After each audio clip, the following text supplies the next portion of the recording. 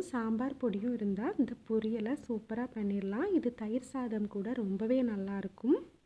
2 cup தண்ணியை தவாவில் சூடாக்கிக்கோங்க. அது கூடவே தோல் எடுத்து கட் பண்ணி வச்சுருக்கிற உருளைக்கிழங்கை சேர்த்துக்கலாம்.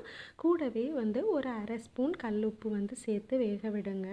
இதை நம்ம ப்ரெஸ் பண்ணி பார்க்கும்போது இந்த மாதிரி வெந்து வரணும். அடுத்ததாக அதே தவாவில் ஒரு ஸ்பூன் எண்ணெய் சேர்த்து அது கூடவே கடுகும் கருவேப்பிலையும் சேர்த்துக்கோங்க. கடுகு பொரிஞ்சதுக்கு அப்புறமா நம்ம அது கூட உருளைக்கிழங்கு சேர்த்துக்கலாம். இதுக்கு வேறு எந்த மசாலாவுமே சேர்க்க வேண்டாம். தனியாக சாம்பார் பொடி தேவையான அளவு சேர்த்துக்கோங்க. அதுலேயே எரிப்பு இருக்கும். அதனால கொஞ்சமாக பொடி உப்பு சேர்த்துக்கோங்க. நல்லா கிளறி விட்டுட்டே இருந்தீங்க அப்படின்னா போதும். நல்லா உருளைக்கிழங்கு முறுவலாக வர்ற அளவுக்கு நம்ம வறுத்து எடுத்துக்கலாம். டேஸ்ட்டு ரொம்ப பிரமாதமாக இருக்கும். ட்ரை பண்ணி பார்த்துட்டு எப்படி இருக்குது அப்படிங்கிறத கமெண்டில் சொல்லுங்கள். நன்றி.